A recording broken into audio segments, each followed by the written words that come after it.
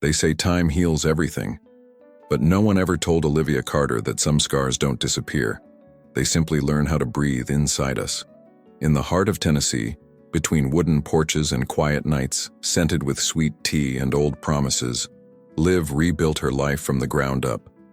A simple, honest routine, safely guarded from the chaos that once nearly destroyed her. She finally believed she was safe, that the past was buried for good, until the day he came back. Logan Hayes, the only man who ever broke her heart, and the one she swore she'd never see again. But the Logan who returned wasn't the one who left. The arrogance was gone. The rush, the self-assurance, the shine of conquest in his eyes, gone.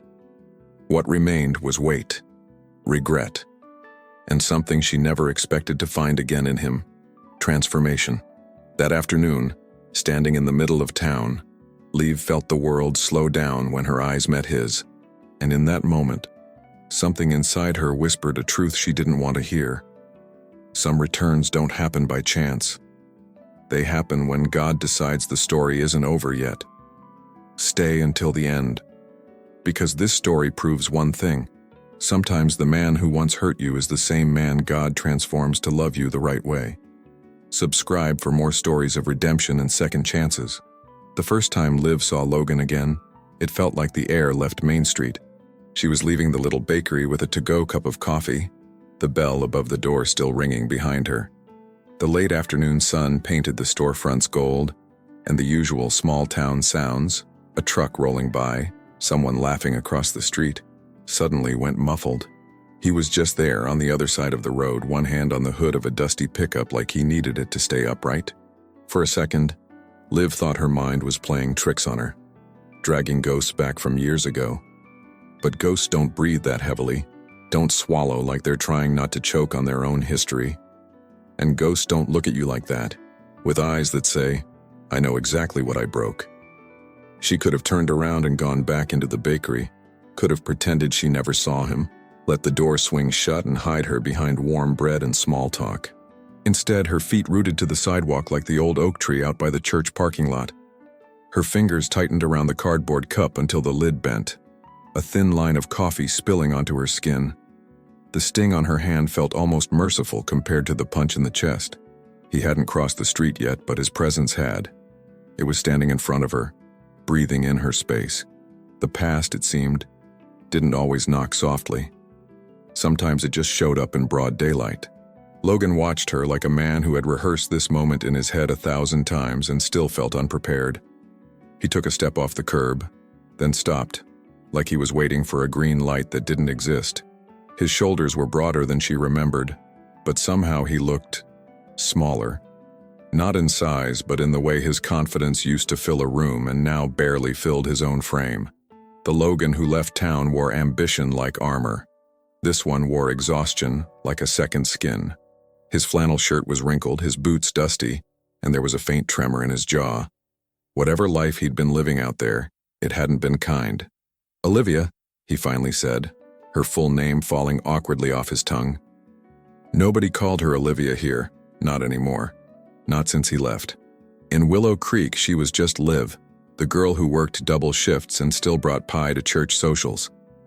Hearing Olivia felt like someone reopening a drawer she'd nailed shut years ago. She didn't answer right away. Her throat felt lined with cotton and unshed words. Across the street, Mrs. Turner paused by the post office steps, eyes bouncing between them with quiet curiosity. In a town this small, even silence became a kind of headline. "You're back," Liv managed, the words flatter than she meant them to be. It wasn't a question, and he winced like he heard everything she didn't say.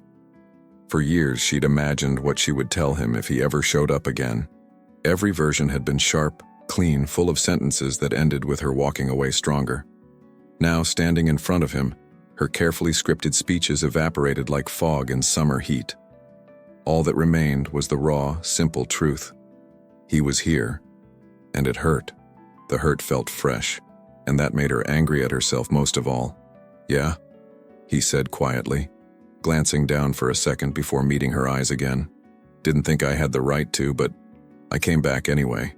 There was no smirk, No casual shrug like the boy she once knew would have used to soften his words. His voice carried something heavier, like gravel dragged across old pavement. Liv caught the faint scar along his chin, one she didn't remember. Little details she didn't know about him stacked up like proof of a life lived far from her. He wasn't just the boy who left anymore. He was a stranger wearing his face. A truck rolled past, country music leaking out the open windows, snapping the moment in two. Logan stepped a little closer, but not too close, as if the yellow line of the parking lot were some sacred boundary. "I heard about your dad," he said softly. I'm sorry I wasn't here." The mention of her father made Liv's chest tighten in a different place. Grief, thinner now but still real, rose like smoke from a fire long put out. "You weren't here for a lot of things," she answered, the words sharp before she could soften them. For a flicker of a second, she didn't regret saying it. His jaw clenched, but he didn't defend himself. Old Logan would have had a reason ready, a half-joke, a half-truth polished enough to pass. This Logan simply nodded like he'd been expecting that punch and believed he deserved it. "You're right," he murmured. "I missed more than I can ever explain." Liv hated how sincerity sounded in his voice. It made it harder to keep her walls tall. Anger was easier when the other person refused to own what they'd done. But he was standing there owning it, and that made everything messier. Behind them, the bakery door opened again, the warm smell of cinnamon and butter spilling onto the sidewalk. "Hey, Liv, you forget your change," the baker called, then stopped when he saw Logan. A beat of silence hung in the air, then a low, knowing, "Well, I'll be," slipped out. In a small Tennessee town, you didn't need a newspaper. You just needed 20 seconds outside. Liv took the receipt from the baker with a polite nod, feeling eyes weighing her from all directions. This was the last place she wanted this conversation to happen. Pain, she believed, should not have an audience. "I need to get back to work," she said, taking a tiny step toward her car. It wasn't a lie. Her shift at the diner started in less than an hour. But they both knew she would have found a reason to leave even if she were completely free. Every instinct inside her screamed for distance, for space, for the safety of routine. Logan's fingers twitched at his sides like he wanted to reach out but knew better. "Can we talk later?" he asked quietly. "Somewhere that's not Main Street news." His attempt at humor died halfway out of his mouth, leaving the question hanging naked. Liv hesitated, the question echoing louder than his voice. "Can we talk later?" As if time hadn't already had years to speak. Part of her wanted to say no, clean and final. Slam the door on this unfinished chapter. Another part, a quieter, stubbornly honest part, whispered that closure doesn't usually come wrapped in avoidance. She hated that side of herself almost as much as she hated what he'd done. She chewed the inside of her cheek, feeling the weight of every pair of eyes nearby, pretending not to look.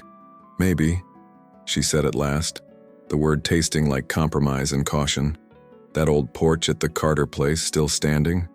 he asked softly. Of course he remembered the porch. Half their high school memories lived out there under string lights. "Yeah," she replied, eyes narrowing slightly. "It's still there." "Tomorrow evening," he said. If you decide you don't want to come, I'll understand. But I'll be there." He didn't offer more details, didn't beg, didn't push, a surprise in itself. Just a quiet, steady promise that felt unsettlingly real. Then he stepped back, giving her space like he knew he'd already taken too much. She watched him walk away, boots scuffing against the cracked pavement of Main Street. Every step he took seemed heavier than the last, like this town carried more of his past than the rest of the world combined. Liv forced herself to breathe, counting silently like the therapist once taught her after her dad's diagnosis. In for 4. Hold for 4. Out for 4. Again. Her heart eventually slowed, but the shaking in her hands stayed. She wiped the coffee off her skin with a napkin from her pocket, as if she could wipe away the whole moment. But some scenes didn't vanish. They carved themselves into the day like a new scar. Driving toward the outskirts of town, the scenery tried to comfort her with its familiarity. The same rusted mailbox with the crooked Henderson sign. The same cornfield stretching like golden oceans under a wide southern sky.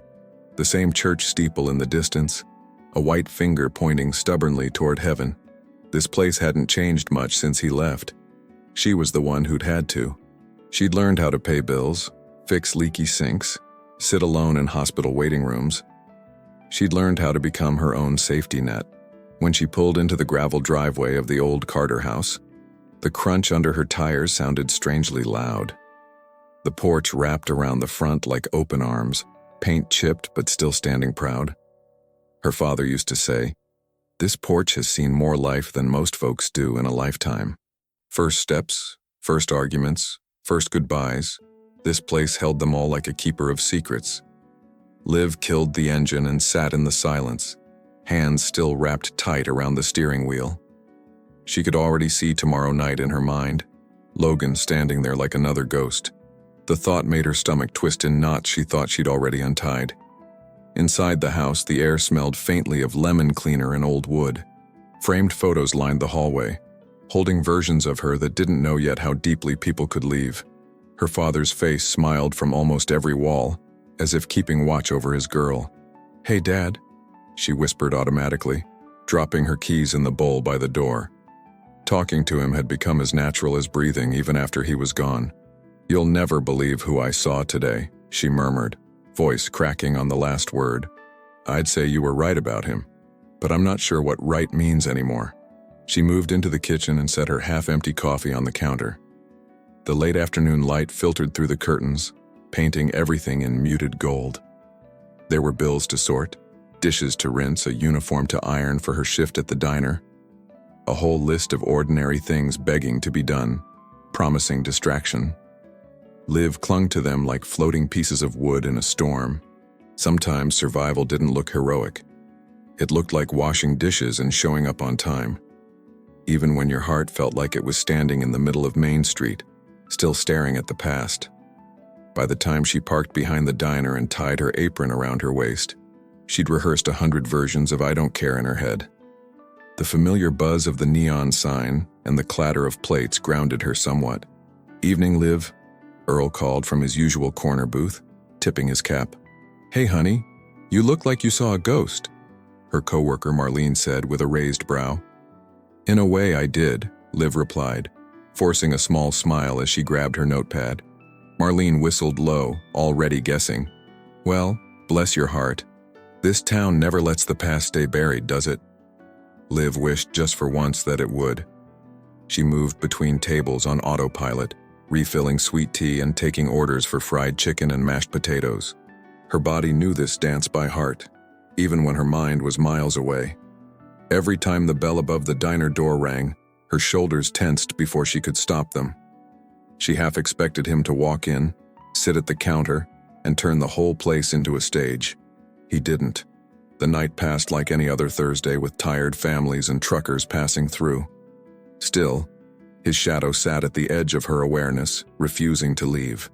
Grief had felt like that once. Now regret wore the same shoes. On her break, she stepped out back into the narrow alley, the sky already dressed in deep blue. Crickets sang their evening song somewhere beyond the dumpsters, and a soft breeze brushed her arms. She leaned against the brick wall, tilting her head back, eyes tracing constellations she'd learned as a kid. "Lord," she whispered, voice barely louder than the wind, "I didn't ask for this. I was doing okay. Not perfect, but okay." Her fingers twisted the edge of her apron, knuckles white. Why bring him back now when I finally learned how to live without him? She didn't get an answer, not in words. But there was a strange steadiness settling under her ribs, a quiet reminder that someone bigger than her history still sat on the throne. In the distance, she could hear the low rumble of a train cutting through the dark, heading somewhere else. Once upon a time, she would have imagined herself on it, leaving this small town behind.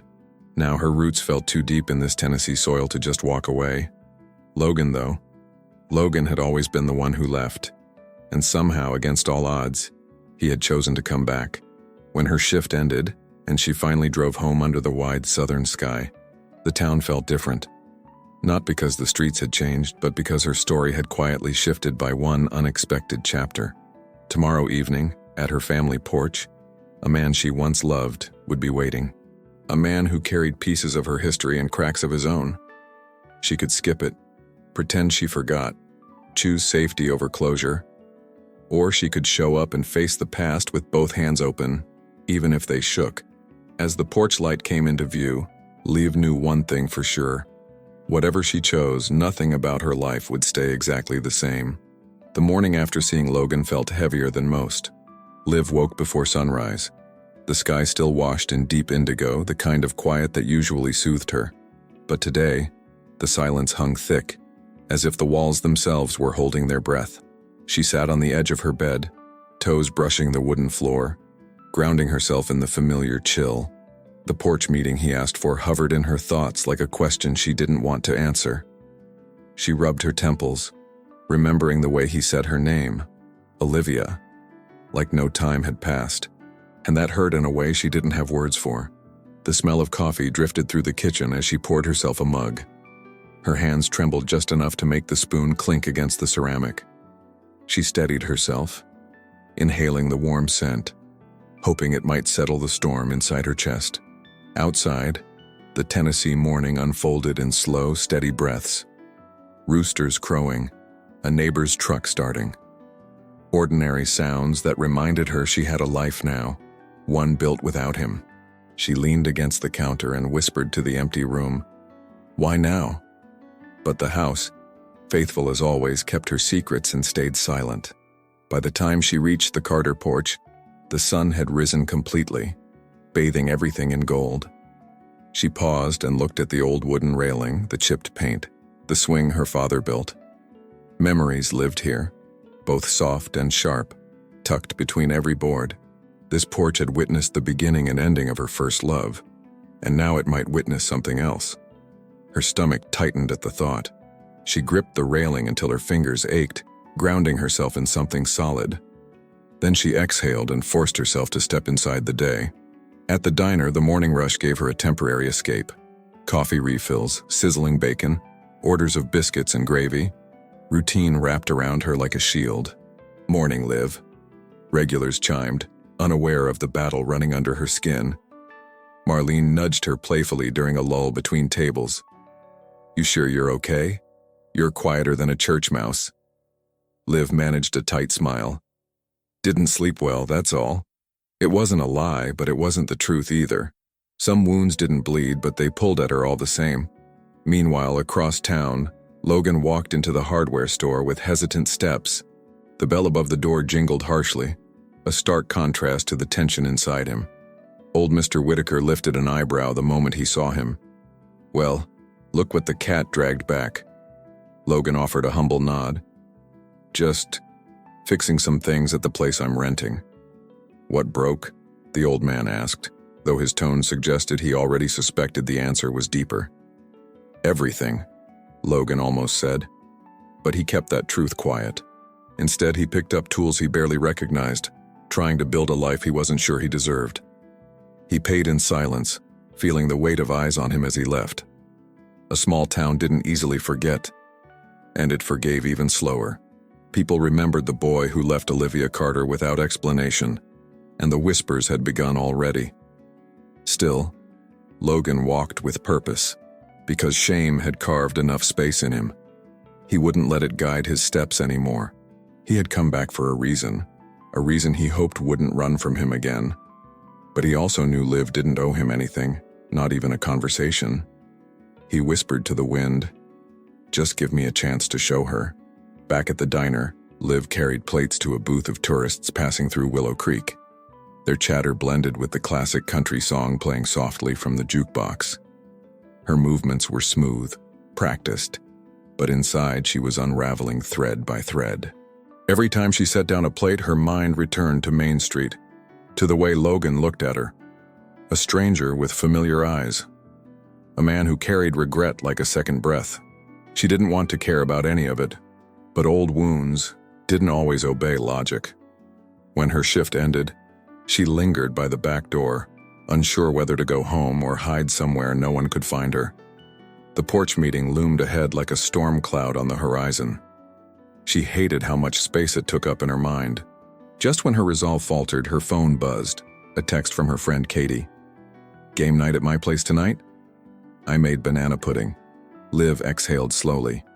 The invitation was tempting, comforting, familiar. But she typed back, "Can't tonight." Logan spent the afternoon repairing the broken steps to the small house he had rented on the edge of town. Sweat dripped down his neck as he hammered new boards in place, each strike releasing tension he'd carried for years. His hands were blistered, unused to this kind of work. But he welcomed the sting. Pain meant he was here, alive, facing the consequences of his past instead of running from them. While working, he kept glancing toward the road, half expecting Liv to appear even though he knew she wouldn't. Still, he replayed her voice in his mind, the way she said, "You weren't here for a lot of things." Her honesty cut deeper than any saw or nail ever could. Late in the afternoon, Liv stood in the aisle of the small-town grocery store. She stared blankly at shelves of canned goods, unsure what she even came in for. Her thoughts kept looping like an old record with a scratch. "Don't go. You need closure. He doesn't deserve your time. You deserve answers." She pressed her lips together, trying to silence both sides. But nothing in her heart felt simple anymore. In the checkout line, Mrs. Turner leaned her elbow on her cart and gave Liv a knowing look. "Honey, you doing all right? You look paler than sweet tea left out in the sun." Liv forced a breathy laugh. "Just tired." "Well," Mrs. Turner continued, lowering her voice. "Word is, Logan Hayes is back in town." Liv's muscles tightened, but she kept her expression neutral. "People talk fast." "This town talks faster than a rooster at dawn," the older woman joked. Liv managed a small smile, but her pulse throbbed beneath her collarbone. By the time she got home, the sun had dipped low, stretching shadows across the lawn. She stood at the edge of the porch, arms crossed, staring at the swing her father built. The wood creaked softly in the breeze, an old familiar sound that usually comforted her. Tonight it felt like a countdown. She traced her fingers over the railing, imagining her father's voice saying, "Bravery ain't about having no fear. It's going forward anyway." Her throat tightened. "I wish you were here," she whispered. Inside, she changed into jeans and a simple sweater. Nothing fancy, nothing symbolic. But when she checked her reflection in the hallway mirror, she saw the truth. Her eyes were guarded, but hopeful in a way she didn't want to admit. She brushed her hair behind her ear, then immediately undid the gesture, annoyed at herself. "Get it together, Liv," she muttered. This wasn't a date. It was a conversation she should have had years ago. The sky deepened to a warm southern dusk as she stepped outside again. Cicadas hummed like a restless choir hidden in the trees. A lantern across the yard flickered gently with the breeze, casting soft amber light over the steps. Liv stood still for a moment, breathing in the scent of pine, soil, and the faint sweetness of honeysuckle. This was home, her safe place, and she refused to let the past take it from her. She squared her shoulders and turned toward the porch swing. Every step felt like walking into a memory she wasn't sure she wanted to relive. Then she heard the soft crunch of gravel under footsteps. Her pulse jumped before she could control it. She didn't need to turn around to know who it was. Her body remembered him long before her mind allowed it. Logan stopped near the steps, leaving respectful distance between them. "Liv," he said gently, voice low, steady, and strangely careful. She closed her eyes for half a heartbeat, steadying herself. "Let's talk," she whispered. Because running from the past hadn't saved her before, and it wouldn't save her now. Logan hadn't stepped onto the Carter porch since he was 19, and now every board beneath his boots felt like a confession. The porch lights cast a soft amber glow across the wood, illuminating memories he wasn't sure he deserved to revisit. Liv sat on the swing, hands folded in her lap, posture guarded but not closed. He paused a few steps away, waiting for permission that he didn't dare assume he had. When she finally nodded toward the chair across from her, relief washed through him like cool water. He sat slowly, careful not to break the fragile air between them. For a long moment, neither spoke. The night itself seemed to lean in and listen. "I'm not here to make excuses," Logan began, voice hushed under the chorus of cicadas. His hands rubbed together, revealing raw knuckles from the repairs he'd done earlier. "I know what I did. I know how much I hurt you." Liv swallowed, her eyes briefly drifting to the railing as if steadying herself. "You disappeared," she said quietly. "No explanation. No goodbye? He nodded, shame bending his shoulders. I know. And I've replayed that choice more times than I can count. Liv waited, not saving him from the weight of his own silence. Her father used to tell her that truth sounded different when someone was finally ready to speak it. Tonight, Logan's voice carried that difference, an ache she hadn't heard in him before. I left because I was drowning, he said at last. Everything in me felt broken, and I didn't want you drowning with me. Liv blinked, surprised by the honesty but not softened by it. That wasn't your decision to make, she replied. He nodded again, slower this time, as if her words carved truth into stone. You're right. I was a coward. I thought disappearing would keep you safe from all my mess. He leaned back, gaze drifting toward the moonlit sky. I'd been slipping for a long time, losing sleep, losing myself, losing any sense of who I was supposed to be. Liv breathed out a shaky breath, remembering small signs she once overlooked. I knew something was wrong, she whispered, but you never let me in. For the first time, Logan didn't hide behind silence. I didn't know how, he admitted, voice cracking at the edges. My dad was falling apart, the bills were piling up, and I felt like the whole town expected me to fix everything. Liv's eyes softened, recognizing pieces of the boy she once loved beneath the man before her. But instead of talking to you, he continued, I ran, took the first job out of state, thinking distance would make me stronger. He shook his head at the memory, jaw tense. It didn't. It just made me lonely. And angry. And empty. The porch swing creaked gently as Liv shifted, absorbing each word. When I left, he continued, I thought I'd come back once I got it together, but life didn't go that way. A humorless smile tugged at his mouth. I lost the job. I lost money. Then I lost someone. Someone who mattered. Liv's brows knit together, concern flickering before she forced her expression neutral. Who? She asked quietly. Logan took a shaky breath, the memory tightening his throat. My fiancé, he said softly. She left after everything collapsed. The words hit Liv like distant thunder, unexpected, echoing, heavy. Not jealousy, not bitterness, but something else she didn't want to name.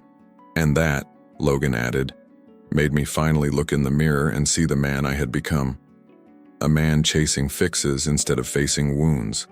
A man who left destruction in places that once held love. I went to therapy, he continued. Started going back to church. I needed something steadier than my own strength. His gaze lifted slowly to hers. I needed to learn how to stay instead of run. Liv's heart clenched, because the man across from her was not the boy who left. This one carried humility like a scar, carved by fire. Not pride, but that didn't erase what she lived through. Healing didn't make the past less sharp. You could have written, she whispered. An apology, a reason, anything. Logan flinched slightly but didn't look away. I know. I told myself I'd reach out once I wasn't a disappointment anymore. He breathed out, voice trembling. But by then I figured you were better off without me. Liv looked down, tracing small circles on the porch with her shoe. I was better without the uncertainty, she said softly. Better without waiting for you to choose me. Logan swallowed hard. I chose fear. That's the truth, he admitted. And I'm not asking for forgiveness tonight. I just needed you to know I didn't leave because of you. His words settled between them like fragile glass. The breeze rustled through the trees, filling the quiet with soft whispers. Liv's eyes moved to his hands, the same hands that once held hers with young, reckless certainty. Now they were rougher, steadier, changed by work and weather and consequence. People grow, she said finally. But growing doesn't undo the hurt. Logan nodded solemnly. No, but maybe it can keep me from hurting you again. He didn't reach for her, didn't try to bridge the gap too fast. He simply stayed, something he'd never done before. I'm here now, he said quietly, and I'm not running anymore. Liv studied him, searching for cracks in the sincerity. But all she found was exhaustion, honesty, and something she didn't want to recognize yet. Hope. My life isn't the same, she warned, voice steady. I'm not the same girl you left." "I know," he replied, almost reverent. "That's why I came back differently." For the first time that night, Liv let herself breathe deeply. Not forgiveness, not yet, but space. Space to consider, to feel, to listen without drowning in history. Her father used to say God had a way of bringing things full circle, but never in the way you expected. And right now, sitting on this porch, she felt the truth of that settle on her skin. Logan didn't look like her past anymore. He looked like a question she wasn't ready to answer. "I should get inside," Liv said gently, pushing off the swing. Logan stood too, but kept his distance. "I'll see you around," he said, voice quiet but steady.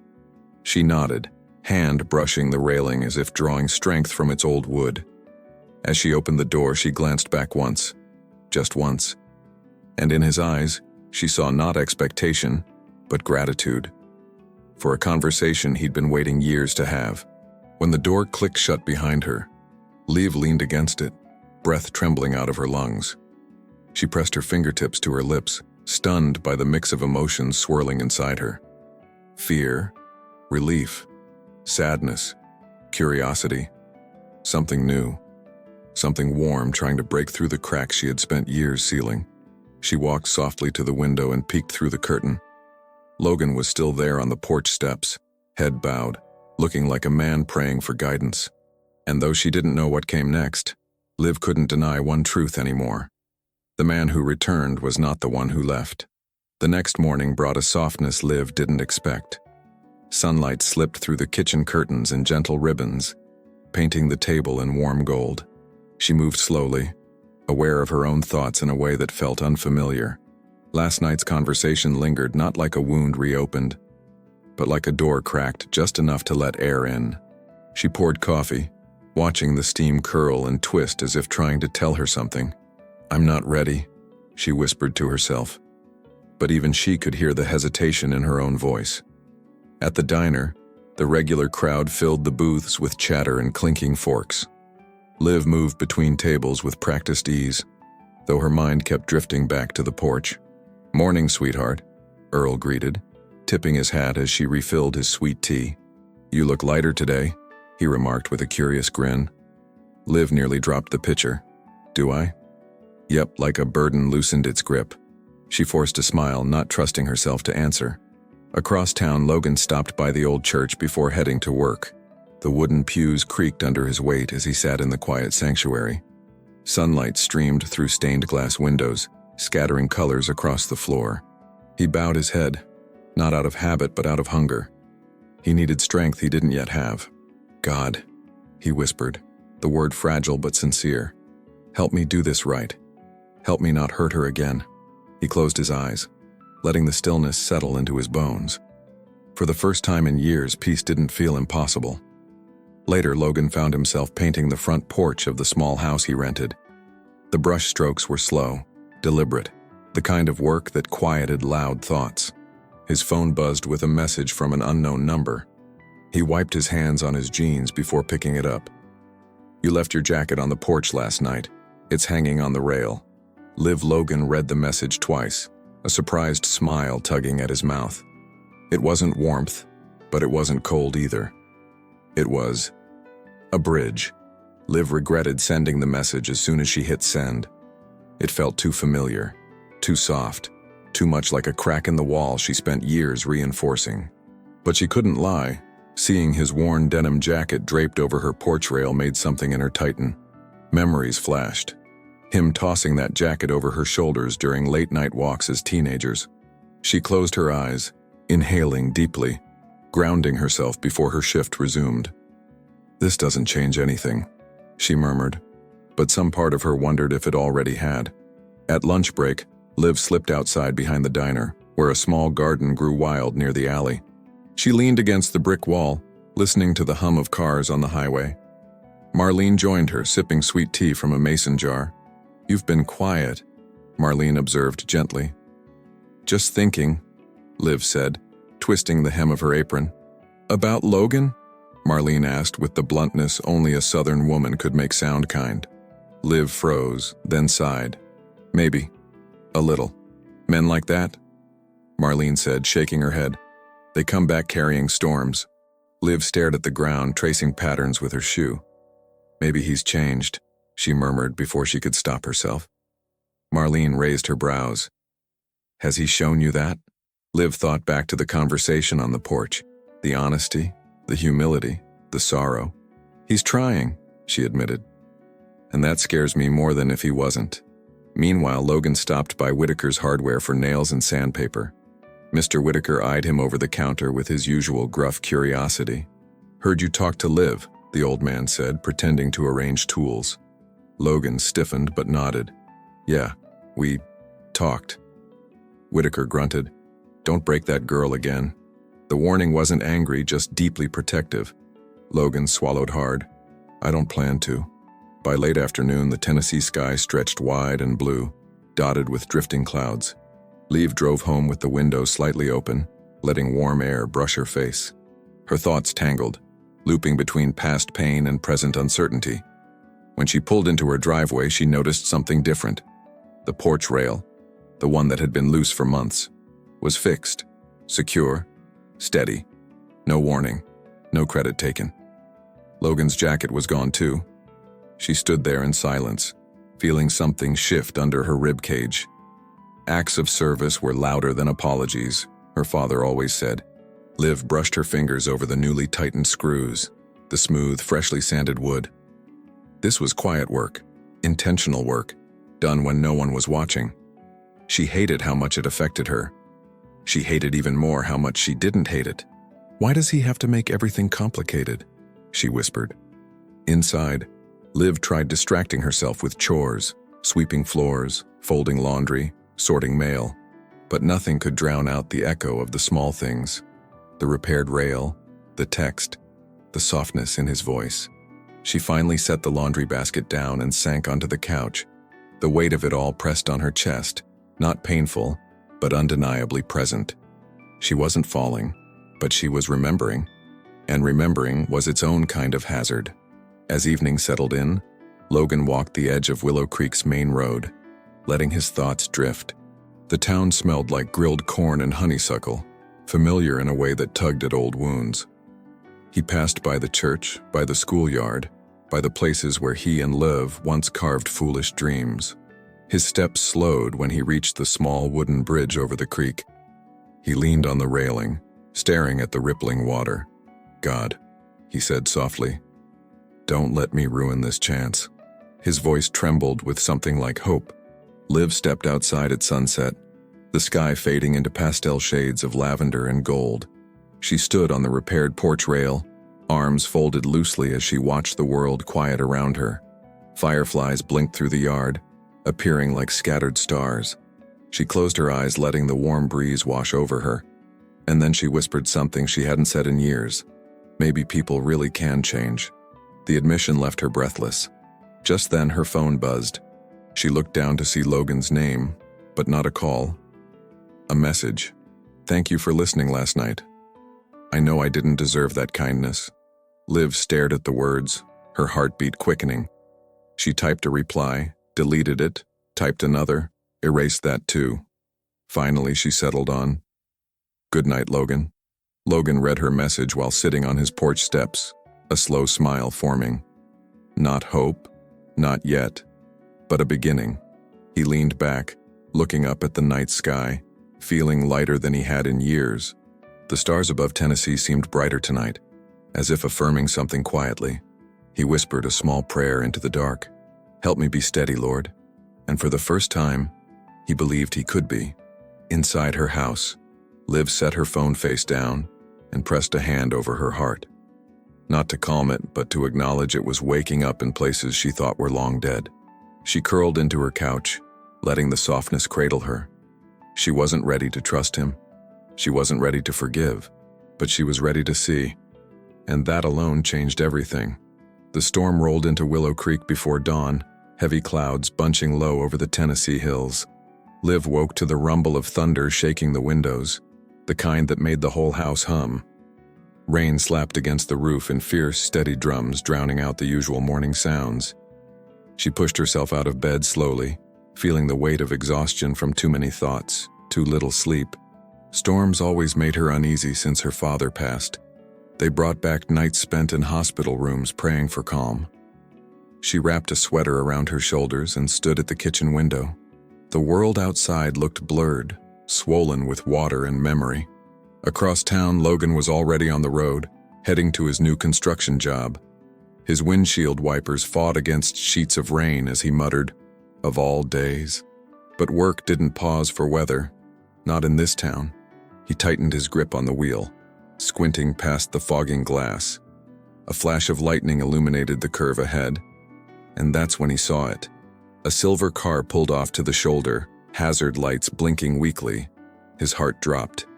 He knew that car, Liv's car.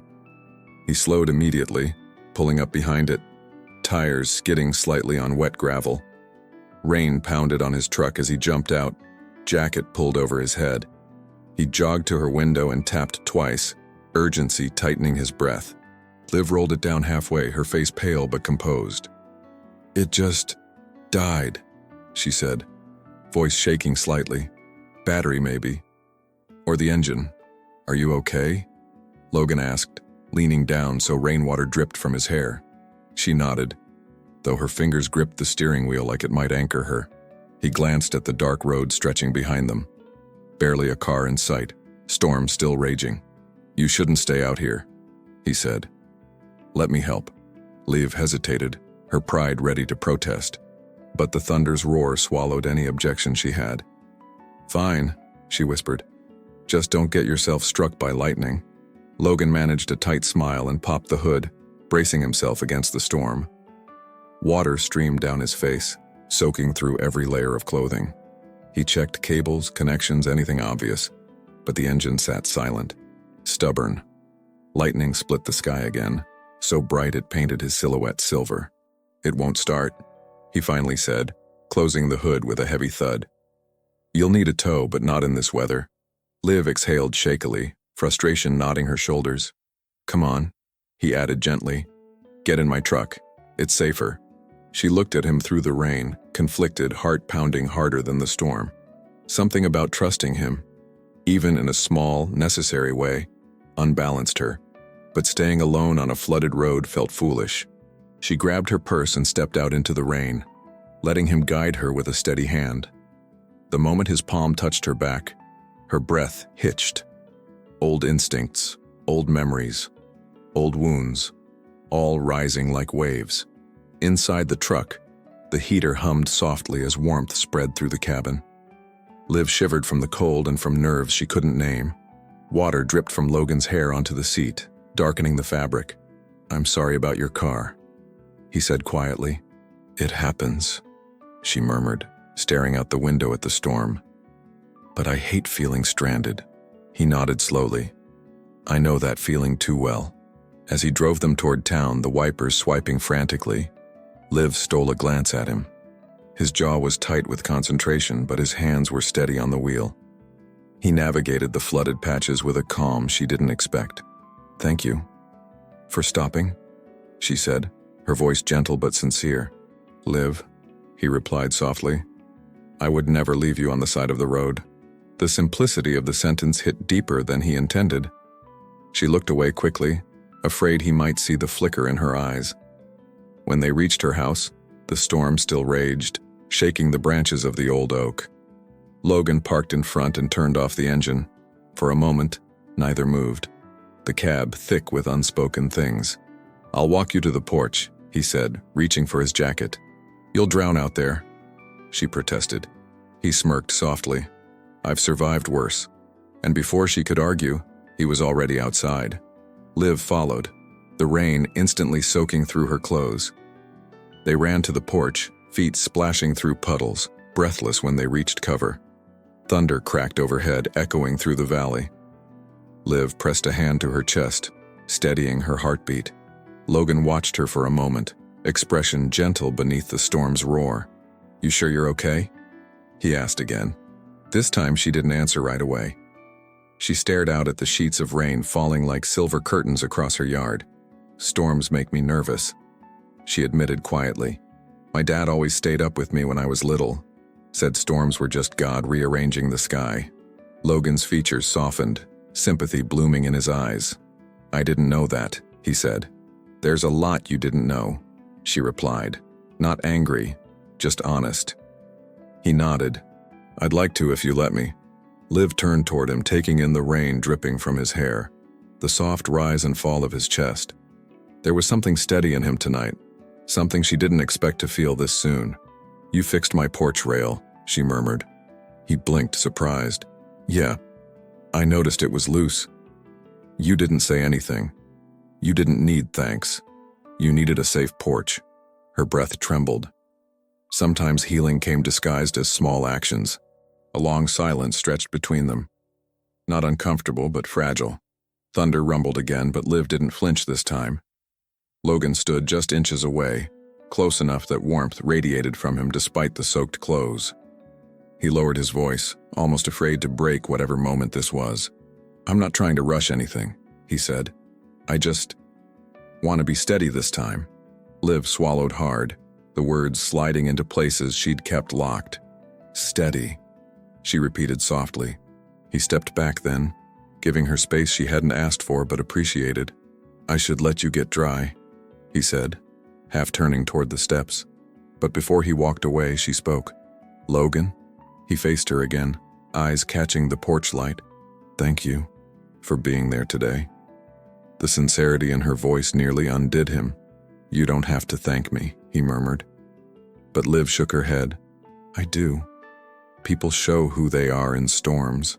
Logan swallowed, emotion thickening his voice. "I hope someday you'll see who I'm trying to become." She held his gaze, searching, careful, curious, not ready but not closed. And for the first time, she didn't look away. Rain softened around them, like the sky itself was finally listening. He walked down the steps slowly, each footfall echoing against the wet earth. Liv watched him go, heart pounding with a mix of fear and something dangerously close to hope.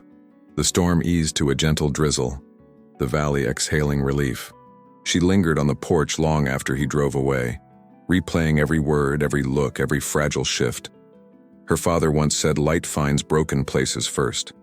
Tonight she finally understood what he meant, and somewhere deep inside, a new kind of warmth began to bloom. Willow Creek transformed under festival week as it always did this time of year. Banners in warm autumn colors fluttered above Main Street, and the scent of cinnamon apples drifted through the air. Kids practiced for the pie-eating contest behind the church, while local musicians tuned their guitars under the gazebo. It was the kind of small-town magic Liv had always loved. Comfortable, familiar, stitched together with tradition. But this year something felt different. She couldn't quite tell if it was the festival or the shift inside her. Maybe both. Liv arrived early to help set up the Fall Harvest Festival booth for the diner. Marlene handed her a box of mason jars with a wink. "Don't drop these, sweetheart. We're short on supplies this year." Liv rolled her eyes playfully. "I'm careful. You're distracted," Marlene corrected gently. Liv didn't bother arguing. Her thoughts had been tangled ever since the storm. The memory of Logan's voice under the thunder still echoed softly in her mind. "Steady," he had said. And he'd meant it. As she arranged jars and napkins, she heard a familiar truck engine pull into the square. Her pulse skipped before she even turned. Logan stepped out of the vehicle carrying a bundle of wooden boards and tools, part of the volunteer team fixing booths. Sunlight caught in his damp hair from the morning mist, and he looked grounded, different from the boy she once knew. Rough around the edges, yes, but anchored. He greeted others with nods and quiet smiles, noticeably humble. And then his eyes found hers. He hesitated just a second, giving her time to look away if she wanted. But Liv didn't. Instead, she offered a small, cautious smile that surprised even herself. Logan's expression softened, warmth flickering across his features. He approached the diner booth slowly, keeping respectful distance. "Morning, Liv," he said, voice low but steady.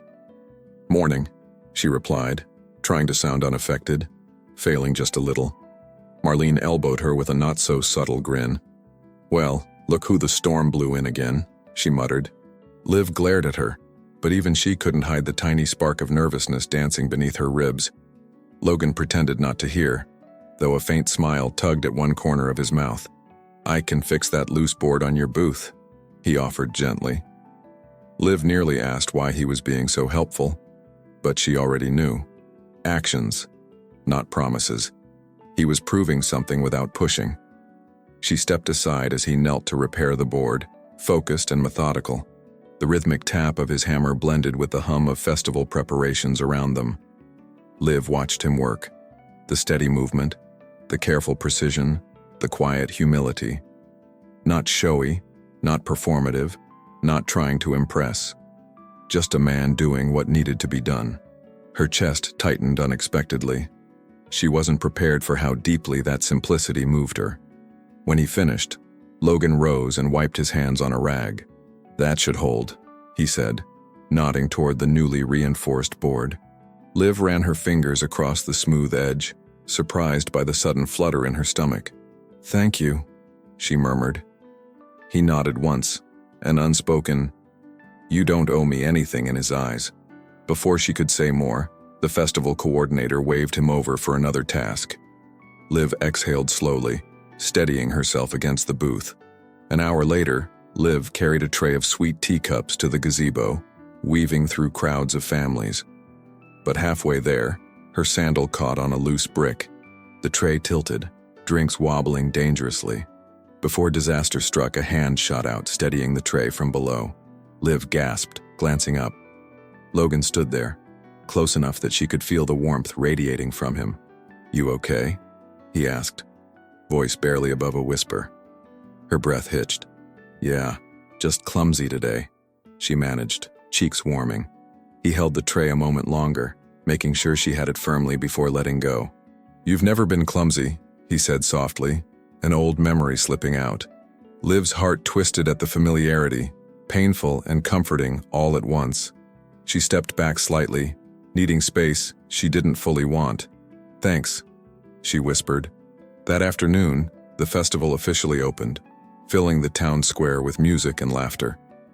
Liv helped serve food, greeted neighbors, and tried to stay anchored in the bustle.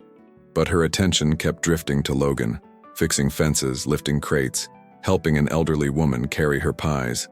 Everywhere she turned, he was quietly present, not chasing her, not cornering her, simply being someone new. She couldn't reconcile this man with the one who left her years ago, but her heart was beginning to believe change was possible after all. And that terrified her. As evening approached, lanterns glowed warm above the square, casting everything in amber hues. Liv took a break, escaping to the quieter edge of the festival. The old wooden bridge overlooking Willow Creek shimmered in candle-lit reflections. She leaned against the railing, breathing in the cool Tennessee dusk. Footsteps approached behind her, slow, intentional. She didn't turn, but her heart recognized them. "Mind some company?" Logan asked. "Depends who's offering," she replied, forcing lightness she didn't feel. He joined her, leaning on the railing but keeping a respectful distance. The creek below murmured softly, a gentle soundtrack to the tension wrapped between them. "Today was nice," she admitted hesitantly. "It was," he agreed, glancing at the lanterns across the water. "You were good with the kids," she added, surprising herself. Logan's smile was small but real. "They're easy to be around. Honest." Liv traced a groove in the wood beneath her fingertips. "Why are you being like this?" she finally asked, her voice gentle, not accusatory. "Like what?" "Patient. Careful. Different." Logan inhaled deeply, the answer carving its way out of old scars. "Because I spent years becoming a man I didn't recognize," he said softly. "And now I'm trying to be someone I'm not ashamed of." The honesty struck her harder than she expected. Her throat tightened, eyes burning with something she couldn't quite name. She looked at him, really looked, and saw not a boy seeking escape, but a man seeking purpose. A man marked by mistakes, but shaped by redemption. The kind of transformation her father used to say only grace could pull off. "People don't change overnight," she whispered. "I know," he replied. "That's why I'm not asking for anything tonight." A breeze drifted through the valley then, scattering leaves across the bridge like small blessings. Lantern light danced over Liv's face. illuminating the gentleness she tried so hard to hide. For the first time, she didn't pull away from it. Instead, she allowed the moment to settle, to breathe, to stretch quietly between them. Logan's voice softened even more. "Liv, I just want to show you who I'm becoming, not who I was." And strangely, impossibly, she believed him. They stood side by side as the festival music floated through the twilight. Not touching, not rushing. Just two people breathing in the same rhythm, sharing the same fragile hope. Liv felt something loosen inside her, a knot she'd carried so long she forgot life without it. The past still hurt, but the present didn't feel suffocating anymore. She glanced at Logan, catching him watching her with quiet reverence. For the first time, she didn't look away. "Walk me back?" she asked softly. He nodded once, surprised but grateful. They strolled through the lantern-lit square, moving slow, unforced, step by step. Every small moment felt like rewriting a line of history, like choosing something new over something broken. By the time they reached her booth again, Liv's breath was steady. Her heart, however, was anything but. Logan paused before leaving, eyes gentle but earnest. "Good night, Liv." She hesitated, just a heartbeat, before answering. "Good night, Logan." As he walked away, she let herself smile. Small, fragile, real. Her father once said, "Sometimes healing begins with a single softened breath." Tonight, Liv finally understood. The morning after the festival felt strangely heavier, despite the warm memories from the night before. She had laughed, walked beside Logan, and felt something inside her loosen like an old knot undone. But now, as sunlight spilled across her kitchen table, the weight of what that might mean pressed down. Liv traced the rim of her coffee mug, replaying every look he'd given her, every quiet word. It had been years since hope and fear had shared the same chair in her chest. She knew life didn't rewrite itself overnight, no matter how gentle the lantern light had been. Still, a fragile seed of possibility had been planted, and that scared her almost as much as losing him once had. By mid-morning, Willow Creek had already turned the festival into fresh gossip. At the diner, whispers floated between coffee refills and orders of biscuits and gravy. "Did you see the way she looked at him?" Someone murmured near the counter. "He's changed," another replied. "Or he's pretending to.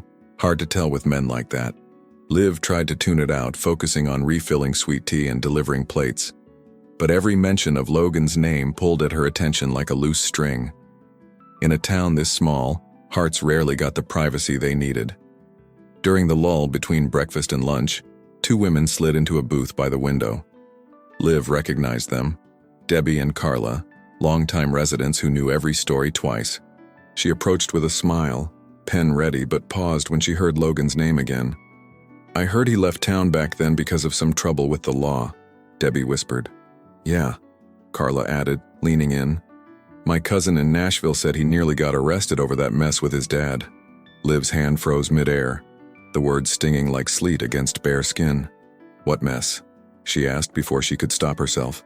Both women looked up, startled, suddenly aware of their audience. Carla shifted, clearing her throat. "Oh, honey, we didn't mean—" "It's fine," Liv said tightly. "If people are talking, I might as well hear it straight." Debbie sighed, lowering her voice. "All I know is his daddy got mixed up in some shady business deals. Debt, bad contracts, maybe worse." Carla nodded quickly. "They said Logan took the fall for something he didn't do, or almost did. There was talk of charges, but it disappeared. Next thing we knew, he was gone." Debbie finished. "And so were the rumors for a while." Liv's throat burned as if she'd swallowed something sharp. She finished taking their order on autopilot, barely hearing herself speak. Trouble with the law. Taking the fall. Disappeared. Pieces clicked together in her mind with a clarity that made her dizzy. All those nights he'd been distant back then, all those calls he ignored, all that tension in his shoulders. It hadn't just been stress about his future or their relationship. It had been something darker, heavier, something he'd never trusted her to carry. And instead of letting her in, he'd vanished.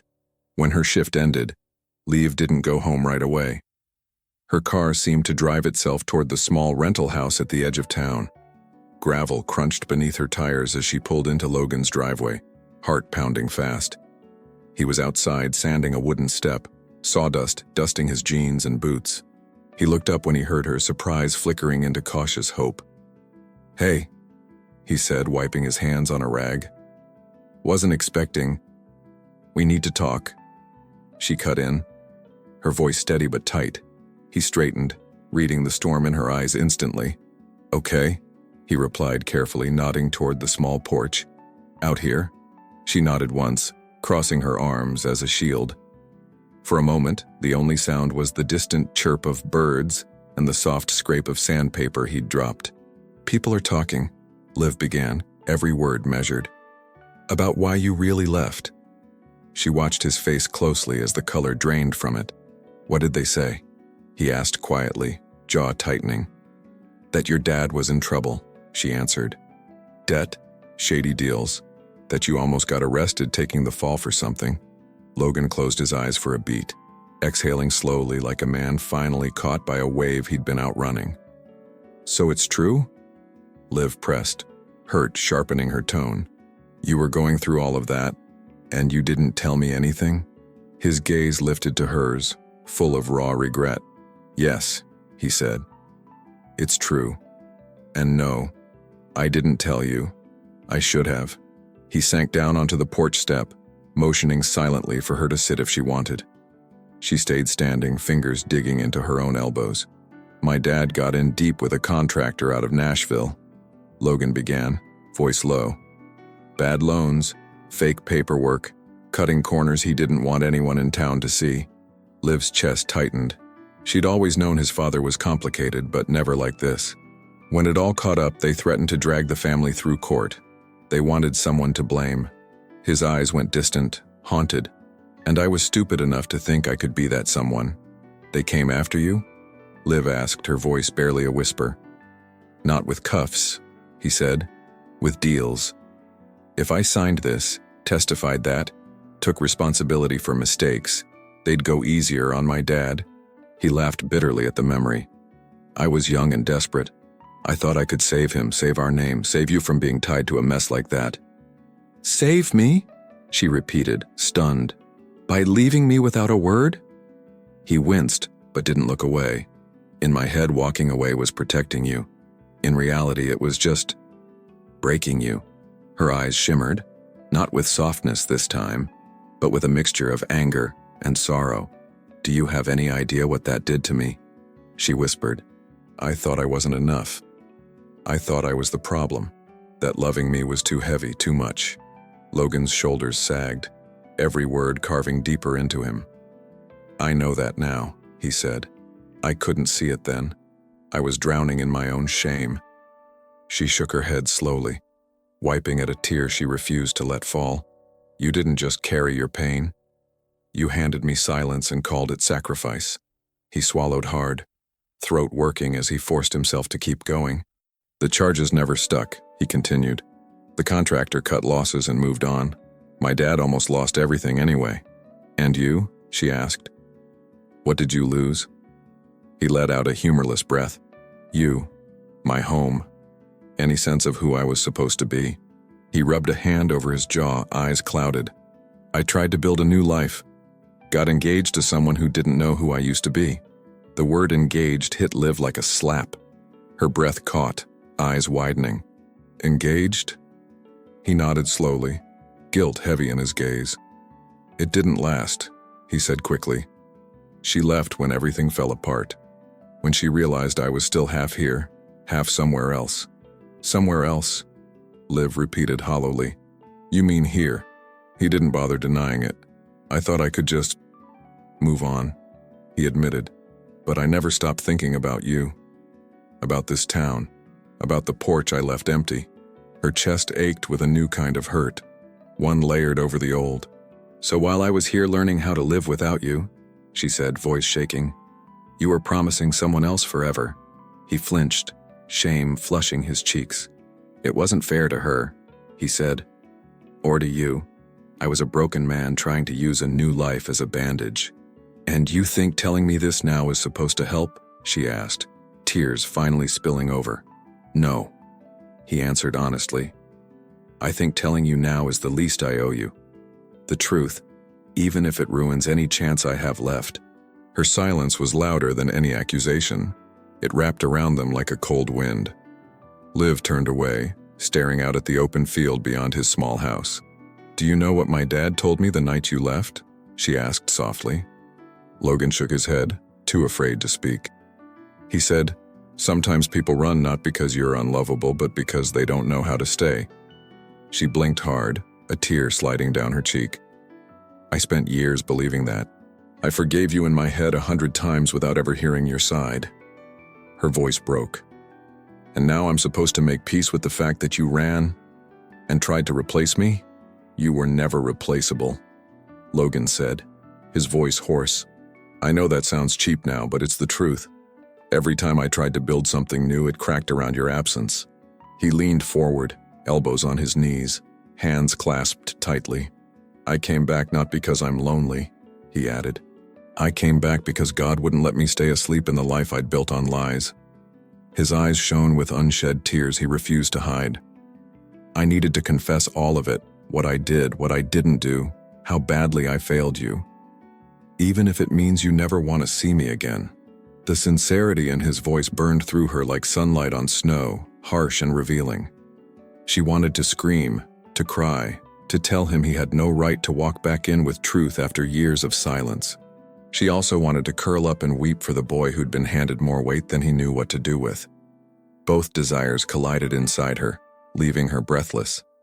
"This is too much," she whispered. "Too fast. Too heavy." Logan nodded slowly, accepting the verdict he already feared. "I understand," he said. "You don't owe me anything, Liv. Not forgiveness, not a second chance, not even this conversation." She stepped back, putting physical space where emotional distance already stretched wide. "I need time," she said, her voice barely holding together. "Time to untangle what's real, what's guilt, what's just history trying to sound holy." Her words cut, but they were honest, and somehow he respected that more than gentle lies. "I'll give you all the time you need," he replied quietly. "I'm done running. Wherever you stand, I'll accept it." She didn't say goodbye. She just turned and walked toward her car, shoulders shaking. The drive home blurred behind tears she refused to fully surrender to. By the time she pulled into her driveway, the sky had shifted to a soft Tennessee gray. She sat in the car for a long moment, forehead pressed to the steering wheel, breathing like each inhale hurt.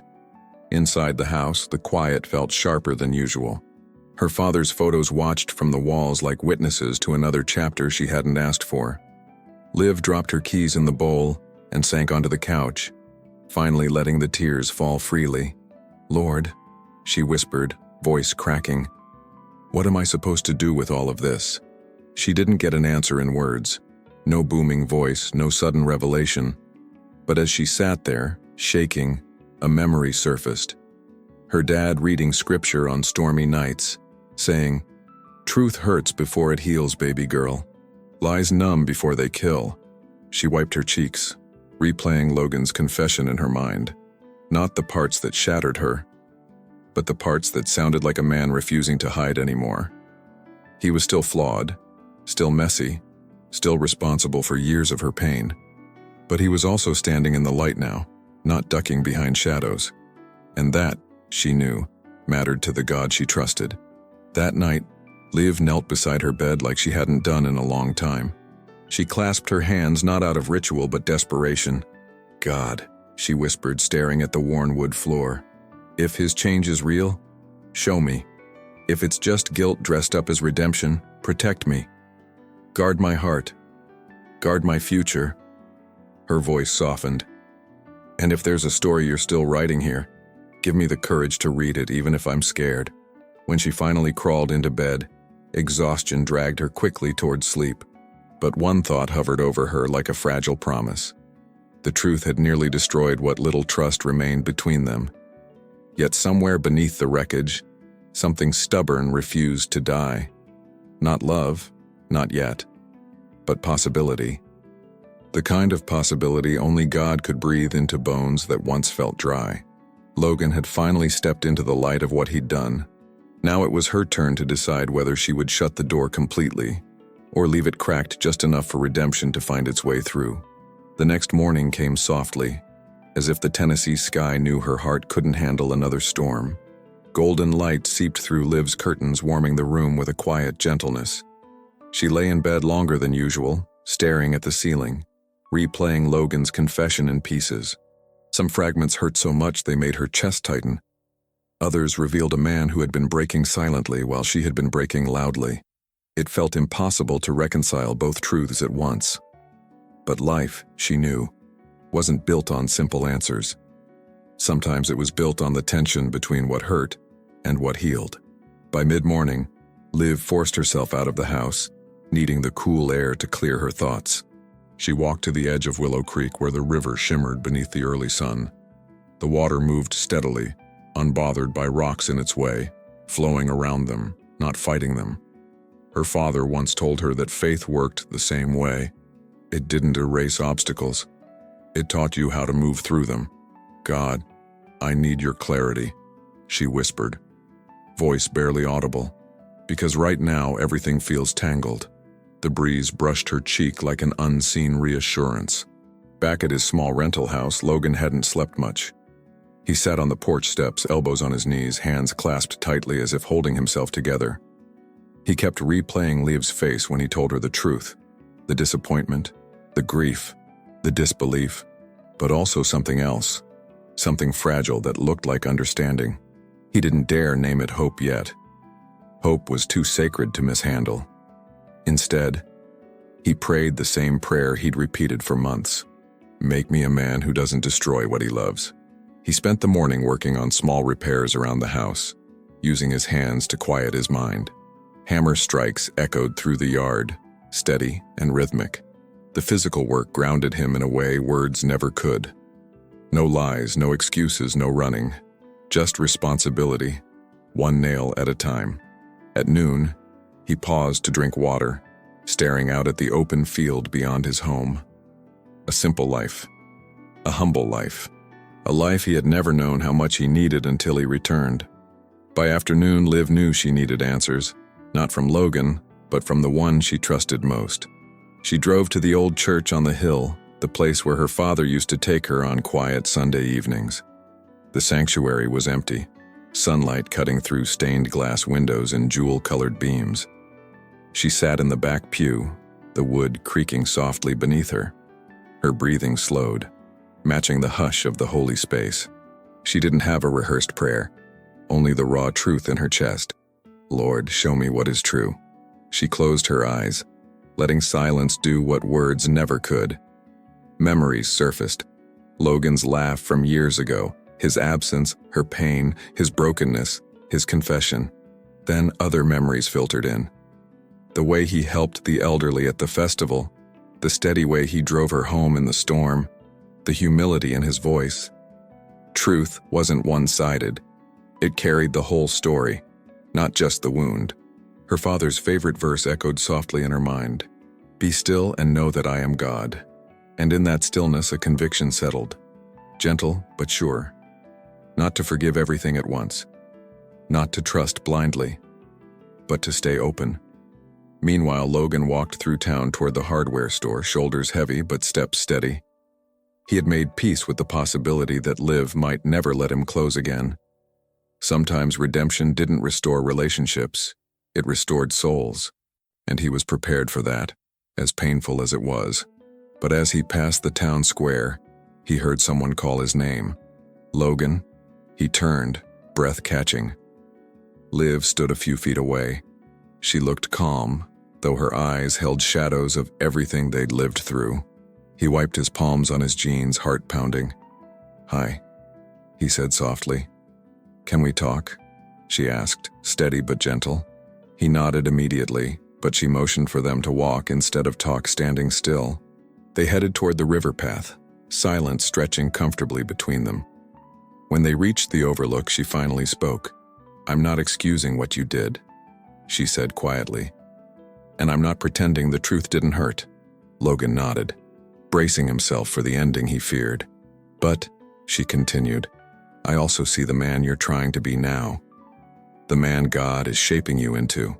His breath trembled. And I don't want fear to make decisions for me anymore.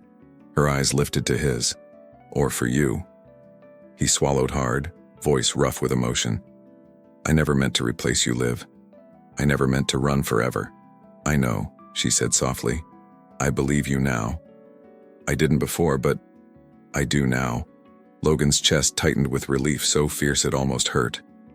I don't expect a second chance, he whispered. I just want to walk in the light even if it means alone. Liv shook her head gently. You're not alone. Not anymore. A breeze rippled across the water, lifting strands of her hair. She turned toward him fully, eyes clear, honest, vulnerable. I'm not ready for everything, she admitted, but I'm ready for something. He stared, hardly daring to breathe. Like what?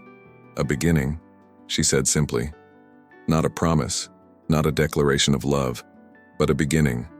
Fragile, real, earned. Logan's eyes brimmed with tears he didn't try to hide.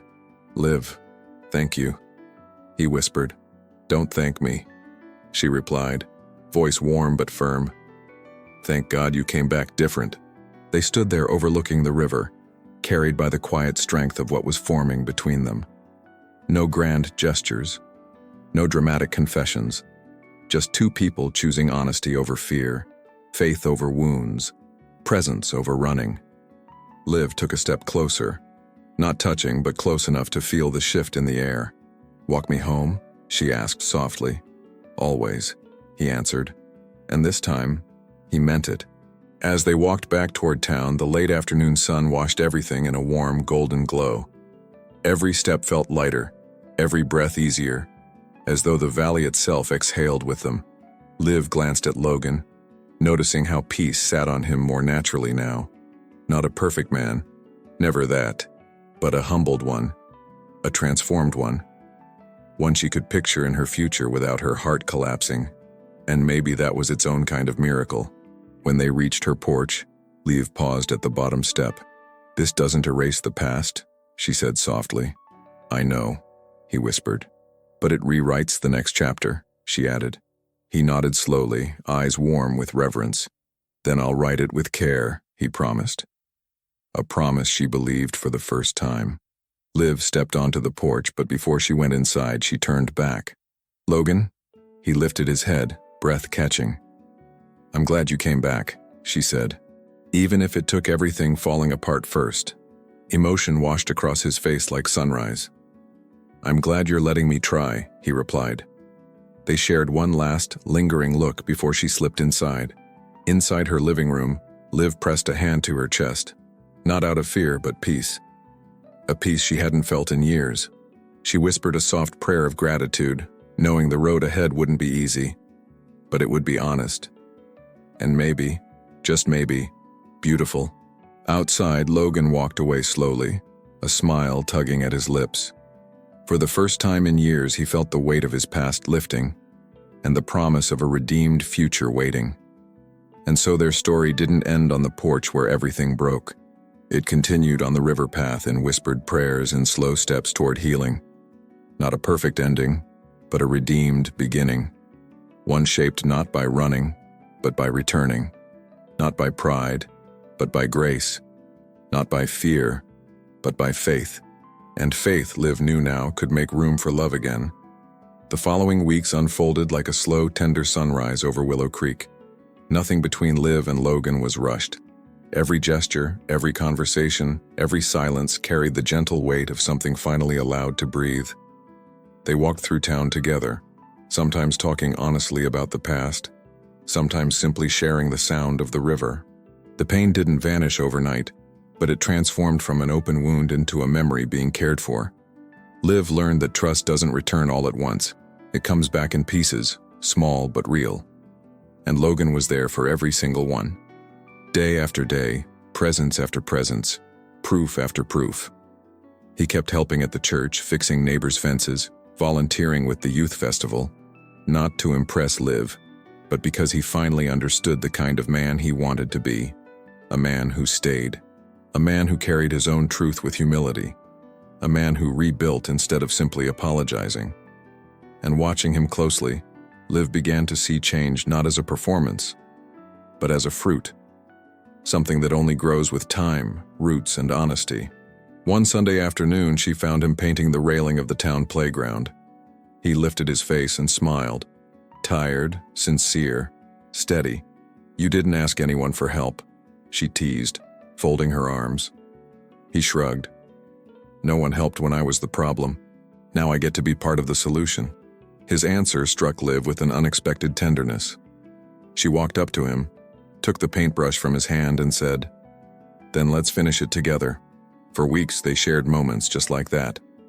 No grand declarations, no empty promises, but constancy, lingering glances, conversations that ranged from quiet laughter to long overdue tears. And in this space of vulnerability, love, renewed and mature, began to bloom again. Softly, gently, quietly.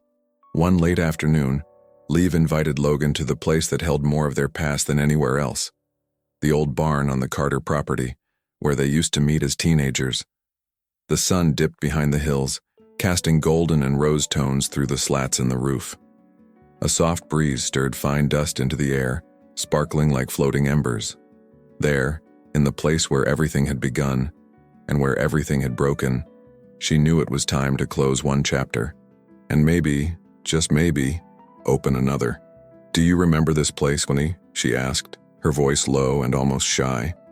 Logan looked around, visibly moved. "I remember everything," he said, his voice carrying more story than she expected. Liv took a slow breath, her heart beating like a quiet drum inside her chest. "I spent years trying to erase you from here," she confessed.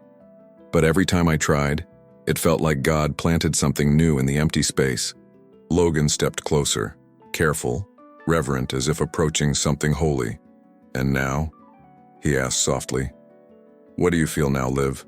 She smiled, a smile born from healing, not from hurt. "Now I realize you can't erase a story when God is still writing a new one." Logan closed his eyes for a moment, letting her words wash over him like grace. When he opened them again, tears shone, not of pain, but of surrender.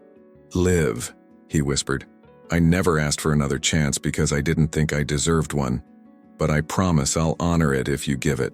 She stepped closer still, the air between them filled with tenderness and truth. "Logan," she murmured, "you're not asking anymore. You're living like someone who knows its worth." Emotion trembled in his voice as he said, "I became a different man, but you've always been the same light." Liv felt her chest open like a window after years locked shut. She lifted her hand and gently cupped his face, her thumb brushing his jaw. He closed his eyes at her touch, reverent, like a prayer finally answered. "Be honest," she whispered. "Did you really come back because of me?" "I came back," he said, voice breaking, "because God broke me first, and then brought me home to you." The confession hung in the air, warm, soft, transforming. Tears filled Liv's eyes, but they were tears of release, not sorrow. She leaned closer, so slowly it felt like the world held its breath waiting. Logan didn't move, not out of fear but respect. He wanted her to choose, and she did. With a tender, certain motion, Liv pressed her lips to his. The kiss wasn't rushed, wasn't desperate. It was deep, calm, the kind of kiss that doesn't ask. It restores. He held her face gently, as if carrying something too precious to grip tightly. Time dissolved, taking years of silence, distance, and brokenness with it. And in that moment, the past finally found peace. When they parted, she rested her forehead against his, breathing slowly. "If you stay," she whispered, "stay for who you are now, not for who we were." He smiled, reverent, grateful, full of mature love. "I'll stay," he said softly, "because this is the first place I truly want to build something." Liv laughed, a soft, emotional laugh, like sunlight breaking through clouds. And in each other's arms, inside that barn full of memories and rebirth, they embraced the future, not built on perfection, but on forgiveness, truth, and grace. Walking back toward the house, Liv glanced up at the sky painted in deep oranges and gold. Her heart felt lighter than it had in years, and quietly she whispered, Thank you, God, for turning what once hurt me into something that now heals me. With Logan beside her, fingers intertwined with hers, she finally understood. Some returns aren't delays, they're miracles that needed time.